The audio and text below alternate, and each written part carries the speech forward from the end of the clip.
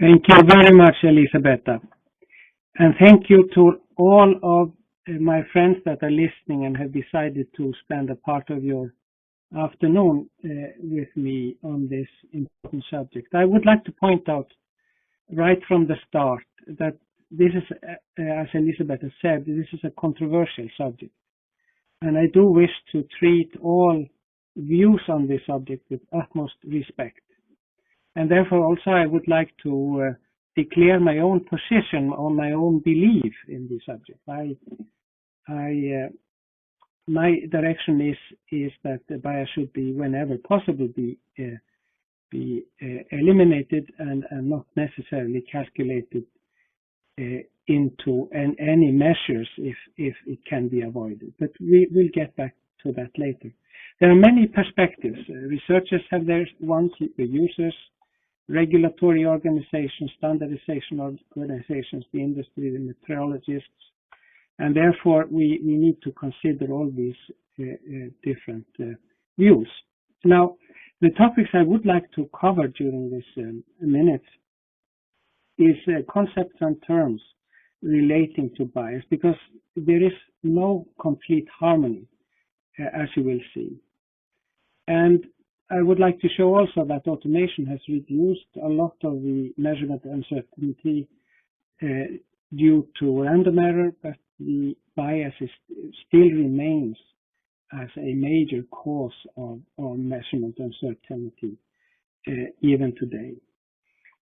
I would also like to make a case that small and variable bias components will in time show random error properties, and in that way can be included into common calculation methods which we use for ordinary random errors.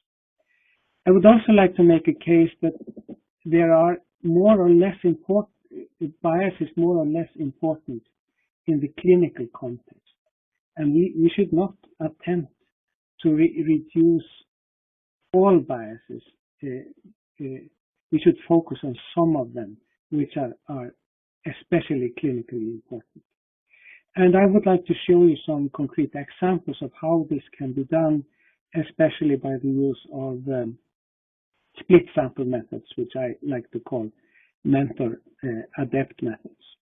So let's see, and just keep on thinking about questions that I will be happy to answer a little bit later. Now, as you know, the concept of error is a concept dealing with one single measurement, the result of one single measurement.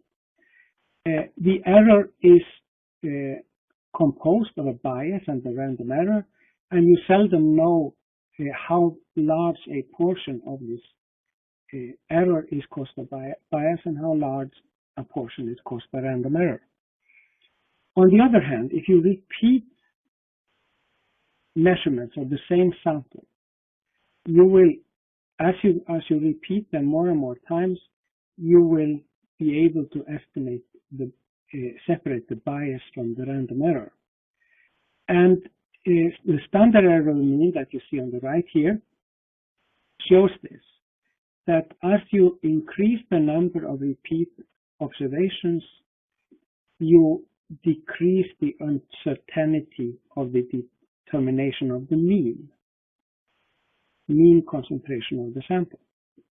And the difference between the reference quantity value and the mean of repeated measurements is the bias.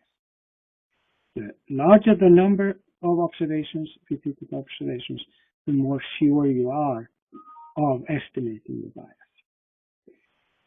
So on the other hand, so you can decrease the uncertainty of the mean value. However, you cannot decrease the random error, as all of you of course know.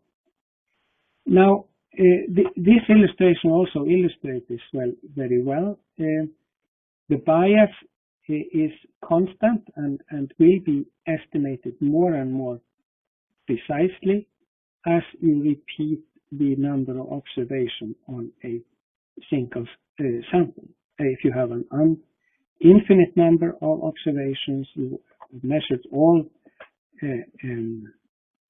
the whole population of concentrations, you are left with the bias itself. And this is, of course, seldom or never the case in reality. Now, if you look at the VIM, the vocabulary of terms, you will see that the bias is defined in this backwards way, you might say. It starts by defining trueness. I'll get back to this concept of trueness, which doesn't sound very good in English-speaking ears, but anyhow, trueness is the closeness of agreement between the average of an infinite number of replicate measured quantity values and a reference quantity value. It is quantitatively expressed as bias. Now, let us look at this a little bit more clearly. Now, this scheme was made by some wonderful people, some of them working at the State Metrology Institute in Rome, young women, and they kind of thought that we need to get some organizing, we need to organize all these concepts that are strangely defined. And I love this picture that they made. Now, you see here that they divide the concept in three columns: the types of errors, that is the systematic error, as you know, and the random error, and the combination of that, which is the total error. Now, then the middle column is the qualitative concept of performance characteristics, and the last column is how we can measure these characteristics, quantitative expression of the performance characteristics.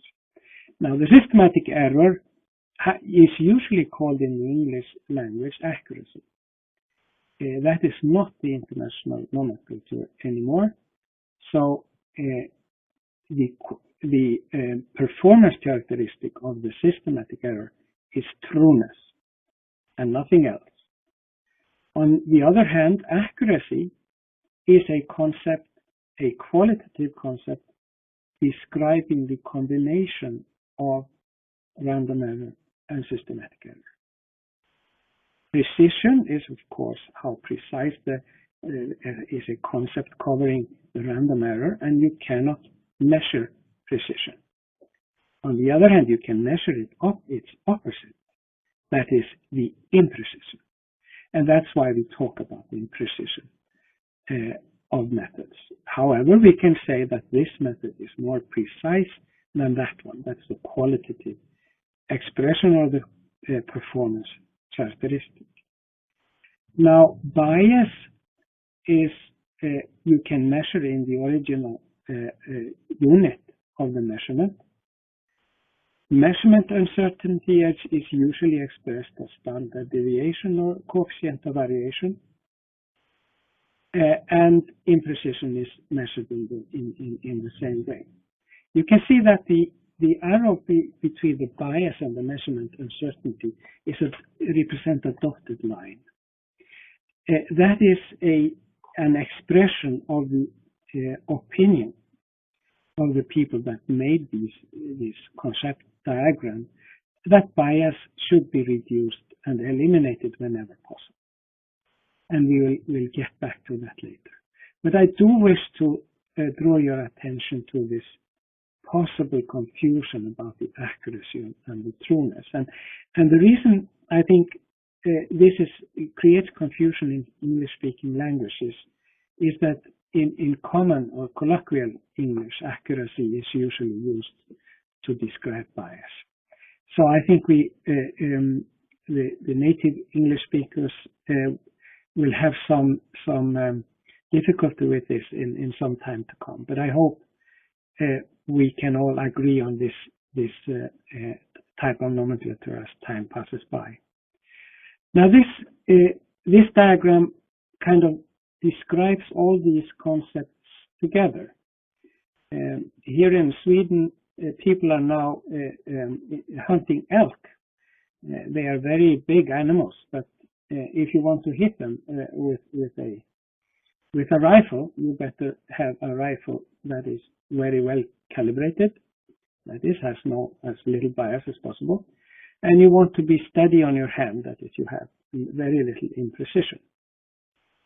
So if you see on the y-axis, you see improved trueness. And that is more or less bias, as you understand. And on the x-axis, you see improved precision. That is improvement in the precision characteristics. And the combination of the two in the middle is improved accuracy. And I hope you will see that the rings in the upper right part of the picture show a accurate method, meaning that the method has both very little bias and very little imprecision. So I hope we can agree, at least for these minutes, agree on adhering to these concepts. Now, what is absolutely most important when thinking about bias, and I ask you to remember that I have said this, is to use proper standard, to use the best reference measurement systems, and to rely on the international organizations that are producing or providing us with these services. One of these organizations is the Joint Committee for Traceability in Laboratory Medicine. It was started already in 2002 in response to the introduction of the in vitro directive of the European Union. It publishes lists of higher order reference materials, reference methods, and reference laboratories that we can use. International Consortium of Harmonization of Clinical Laboratory Results was started earlier by the American Association for Clinical Chemistry, and of course the International Federation of Clinical Chemistry, IFCC, has been working on this for decades. The EFLM is also very interested in these matters, but is a more recent newcomer to this business. And I want to underscore once more that the reference standard and reference measurement systems play an absolutely crucial role in reducing and eliminating bias, both for the producers of methods and also for us that are using these methods. And all of you know this methodological traceability from the SI units, from primary reference measurement procedures, secondary reference, etc., etc. And I won't go into that very much more, but this is really the basis of all bias elimination that we use. So all the methods that I will be talking about later in the lecture, they are only applicable for improving even more the absence of bias that these reference measurement methods and calibrators have basically treated. Now let us look at the common causes of bias in clinical chemistry. And a major cause of bias is, of course, the pre-analytical things. We know a lot of these issues. In my experience in clinical chemistry, a major source of bias is forgetting to prepare the patient before sampling. For example, when taking samples, let's say you're working at a cancer clinic, you're counting granulocytes, or you're counting thrombocytes, and one time the patient is lying in bed, and the next time you take the sample, the patient has been walking around, and of course the dilution of the plasma with extracellular water in the order of 8 to 10%, going from lying to a standing position, is a major cause of uncertainty and bias, which we can easily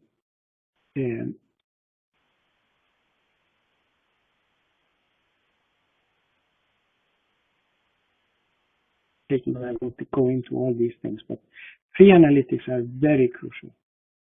There's also instability of the sample during transport or storage. For example, in our country, we have outpatient clinics that are working in minus 25 to minus 30 degrees, and we need to take care that our samples are transported all the time to the laboratory in room temperature or at least not in temperatures that will damage the sample. Earlier, we could receive whole blood samples that are simply frozen, and you can imagine what happens to all the blood cells then. Also, if we are extracting measurements and we do not correct for them, for example, by internal standards, that can cause bias. Also, in the preparation or dilution of the calibrator can cause bias. And therefore, it is so crucial to have very well calibrated scales and all things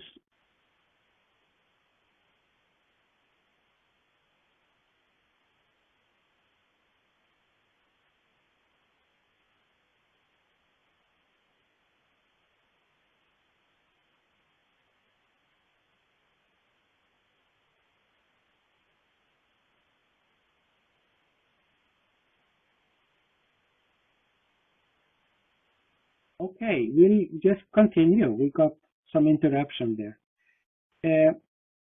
Let's see. We are at, yes.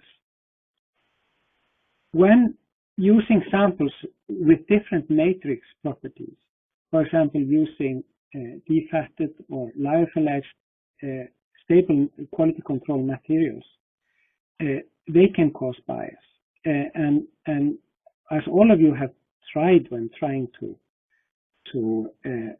use the same control materials for the same method using different producers of reagent and instruments, you will see that the concentration using stabilized control materials will be quite different in many instances. Also, interferences in the sample, that's a special type of matrix effect, for example, hemoglobin content, bilirubin, and so on, proteins in myelomas, lipids in hyperlipidemia, all of these can cause bias. Now, we can also have specific reagents causing interferences, for example, heterophilic antibodies.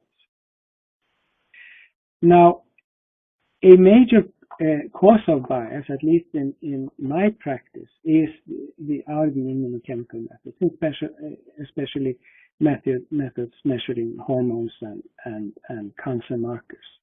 They are very often directed towards different epitopes and will give different results due to simple specificity or interference with the antibody reactions.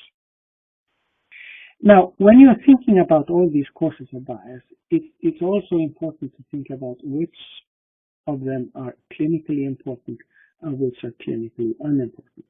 Which of them you can easily eliminate, for example, the pre-analytical errors. If you work on it, you can actually practically eliminate them, and which those who are more difficult to eliminate. I would like to take one example. A clinically important bias is a bias that has consequences for the diagnosis or the follow-up of the patient. And I would like to take one example, for example, glycated hemoglobin on one hand and alanine aminotransferase on the other. You will see here that the hemoglobin A1C has a very low within individual biological variation of less than 2%. Therefore, as you know, when the glycated hemoglobin percentage goes up 1 or 2%, the patient gets different instructions on the treatment. And therefore, it's so important to make sure that the bias or the total measurement uncertainty is minimal regarding hemoglobin A1C. As you see, for alanine aminotransferases, within individual biological variation and also between individual biological variations is very big. And also, when you have liver diseases, hemolysis, when you have muscle diseases and things like that, the concentration of alanine aminotransferase increases very considerably. So decreasing a bias of alanine aminotransferase of 2 or 3% is of very little practical use. However, decreasing the variation of bias of glycated hemoglobin has a substantial importance. For example, in the county where I work, we measure glycated hemoglobin in 56, I think, laboratories with different techniques, and they demand of us that the total error, the sum of the analytical imprecision and bias, total variation, is less than 3%. And that's a big task to work on. Yeah, this is practically what I was trying to say, the contrast between glycated hemoglobin and ACET. Now, so the question of whether bias is clinically important or unimportant is a question about the knowledge about the medical risk that a certain concentration or change of concentration means. If the risk is very low, then you should focus on analytes or measurements where it means a lot. It's also important whether you are using that measurement method for diagnosis or to monitor treatment effects. Because if you are monitoring treatment effects, you are looking at within individual biological variation. If you are diagnosing, you are using between individuals biological variation, as you know. And of course, we need to knowledge about the biological variation of the components. We have a rather good idea of that already, but there are several studies underway that will give us even better knowledge about the biological variation of the components. Now, as all of you know, as we recalibrate and recalibrate our methods, we will get shifts in the mean values of our internal control materials. And the more often you change lot numbers, or the more often you recalibrate methods, the more shifts you will have.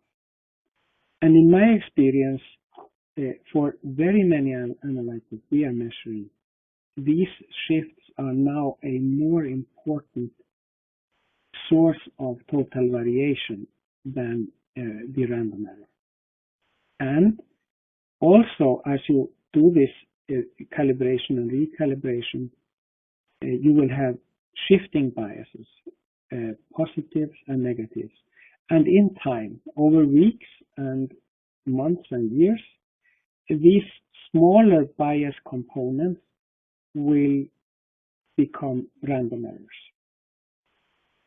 Already in the 30s, when Walter Shewhart was working in the Bell Telephone Company in the US, he is, as you know, the originator of the Shewhart plot. And he wrote 2 books, and in both of them he points out very clearly that bias is created by recalibration of the production equipment. He was not in measurement, he was in production. He showed that periodic biases, they will be included in the random error in due time. And he actually, one of his big messages was that we should observe controls over a longer period of time in order to include the random bias component into the random error. This is very important from one aspect, is that when you do measurement error calculations, the models we have, they do not cater for bias. I'll deal with that later when we talk about total error and Rayleigh-Beck and all these things. But usually, if you are follower of the uncertainty principle, which I tend to be, you will feel much freer to use normal biological variance calculations if you are dealing with random errors and have very little bias. So they will become random over time. Now, how can we know whether we have bias? we can use certified reference material. We can also compare the concentrations that we measure in our own laboratory with a reference method using the same natural patient sample. Why do I talk about natural patient sample? Because simply all samples have matrix. And matrix is simply all the other components in the sample except the one component you want to measure. And the samples that we can absolutely rely on to compare with a reference method is are the natural patient samples. The method that is most widely used is, of course, the proficiency testing schemes. They use consensus concentrations, and when measurement methods or systems do not agree, they simply divide them into two groups, as you know. And however, some of these proficiency testing schemes have absolute or reference methods, and they, of course, are better. Now, if I can just mention that I believe strongly that proficiency testing schemes should never be done on singleton measurements of samples, because they internal quality controls are much better than at estimating random error. So we should use our proficiency testing schemes more for bias estimation.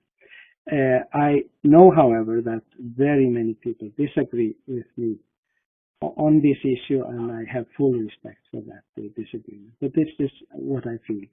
We should do repeat measurements of proficiency testing samples in order to estimate our bias and in order to know which bias we should eliminate. We can also measure the recovery of the measurement in spike natural samples to get to know the bias caused by that. We can do serial dilution to see whether it dilutes serially with the curve.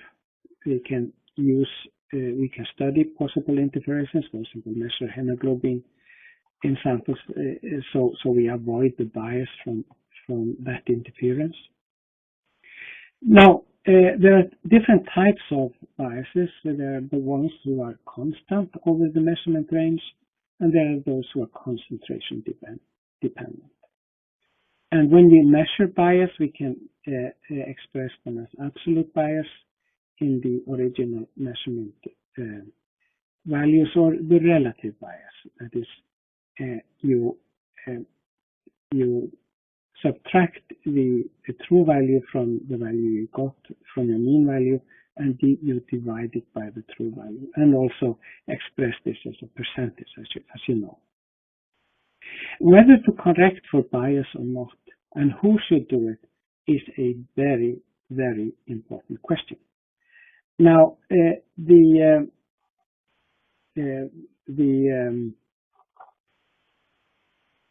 in vitro directive, and also the American regulatory organizations, their opinion is that the producers of the reagents and the producers of the measurement systems, they are responsible for calibrating them. We are actually, as users, not encouraged to do real calibrations on our own, unless using their calibrators and things like that, of course. And I think the main rule here is that we should never try to correct very small biases and biases that are clinically unimportant, simply because repeated recalibrations, they risk creating even more measurement uncertainty. However, we should focus on those who are clinically significant and clinically important. Now, let me just mention both the total error approach and the relay back approach, because also out of respect for people and that think differently from myself. Now, there are two ways the uncertainty people, including myself and most people in general metrology, they believe that we should eliminate bias. Now, a lot of people in clinical chemistry, they say, let's face it, you cannot eliminate bias. Let's just face it. And they also say that when you're using external quality controls and measuring single samples, you cannot measure bias. You cannot, as we say, estimate bias from singletons. Therefore, we should use the total error concept.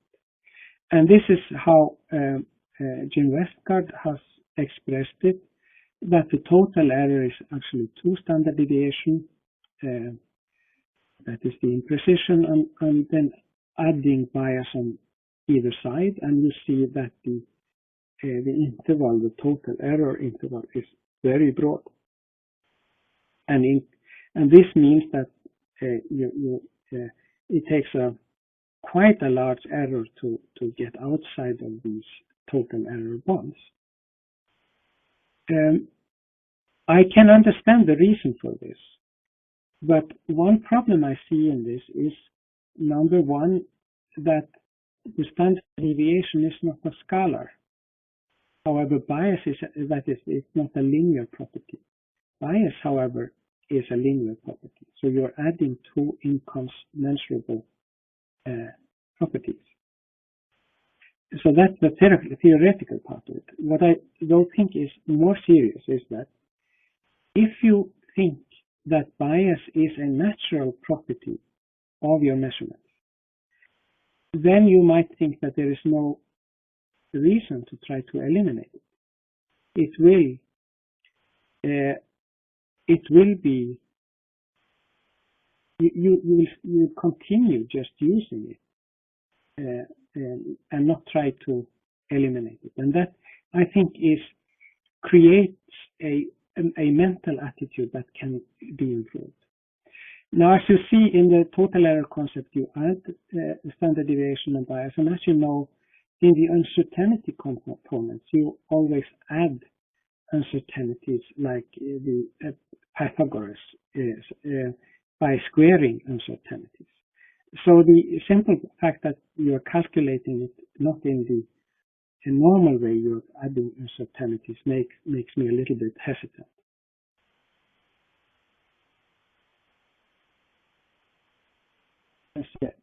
Approach used in Germany, which I respect, of course, very much.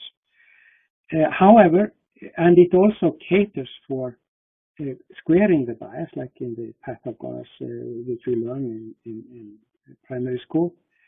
However, they still consider bias to be a natural thing in the measurement process, and I think it's better to try to build up procedures to eliminate bias. Now, why is bias such a big issue? Many of you will work in a big laboratory organization. I work in a laboratory organization with 4 hospitals and with 36 outpatient smaller laboratories. And each of our patients, they can go to each and every one of these hospitals or other smaller laboratories. And if we have bias between laboratories, bias between reagents, bias between different instruments, and bias between operators, we can end up with quite a large bias. Therefore, I would like to put to you that we should do whatever we can to reduce the bias we have in our measurement procedures, especially a bias between the laboratories. Just think about glycated hemoglobin. A bias of 1 to 2% it has a major effect on our patients. My time is getting a little short, so I'll try to reach over my entire presentation anyhow. Here you see some of the recent causes of measurement uncertainty, and we can work on many of these different factors in order to decrease total measurement uncertainty. This is, for example, quite often seen in immunochemical methods. Think about methods measuring prostate-specific antigens. Different producers and reagents have quite different reference intervals and measure quite different concentrations. And there's a big need of harmonizing these, even if the producers using the same calibrators. Now, the cause of this in immunochemistry is difference in epitopes. Chance determines which epitopes are the antibodies react with. International calibrators, they are often mixture of different epitopes, and then we have all these problems. We have also the matrix effects, as we talked about. They can be lipids, plasma proteins, anticoagulants, even plasma sample container can introduce this. Control materials are, of course, modified. You cannot have a lot of lipids in them, for example, and you often neutralize them to stabilize them. For example, when we use stabilized control samples, we actually tried here stabilized internal control materials from 3 different producers in all our laboratories for alkaline phosphatase. And the coefficient of variation was 46%, total coefficient of variation. When we analyze the same patient sample, the total coefficient of variation is less than 6%. And this is, of course, due to matrix effects. Now, commutability is an important concept. It is actually a concept describing to what extent reference materials, calibrators, and controls show matrix properties similar to those of fresh, natural patient samples. And one of the big advantages in working in clinical chemistry laboratories is that we have an abundance of patient samples that are truly commutable. Our producers of instruments and laboratory methods, they use normal patient samples to calibrate their methods in relation to reference methods. And it's a big question to me, and I wonder very much, why don't we, in our laboratories that have so many patient samples, why don't we use them to harmonize and reduce bias between methods from different users? I'll get back to why I think we are not doing it. We don't need to do anything about the primary calibration of these methods or instruments. We can just use mathematical methods to transform the concentrations that we measure into a concentration that more represents the true concentration. And therefore, I think we can follow very well the in vitro directive and the FDA in the US. We are just using secondary adjustment that improves the quality of the measurements. I'll show you how this can be done and is being practiced in several places by using this split sample or mentor measurement system. It has a mentor method in the center. It needs to be a laboratory that is highly automated and where you can send samples that you have already analyzed in the smaller laboratories in the periphery. You analyze, you give the sample results to the patients normally, and then you relabel the sample as a ADEPT mentor sample. You send it to the central laboratory, the automation will take care of it, nobody needs to touch the sample, and the computer system knows that this is that was earlier a patient sample, is now a quality control sample, which is measured by the mentor method. And here you see the mentor concentration and the ADEPT concentration. And you do a normalization of this concentration. Let me just show you. I thought I had it here. Now, the normalization is simply done in the way that you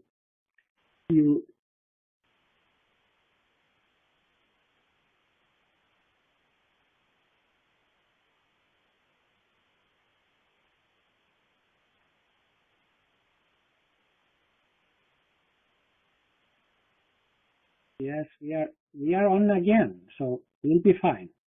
We'll just deduct the mental concentration from the ADEPT concentration, and we divide by the mental concentration, which gives you. So if they are absolutely equal, you get 100%, and below 100 is that the ADEPT concentration is lower than the mental. Now you can do a short plot of this, as you see here in the upper left, and you can do a linear regression or the bias plot in absolute terms or percent terms.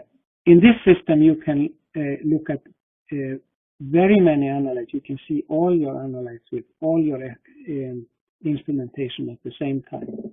And in where I work, everybody working in the laboratory sees everybody else's results.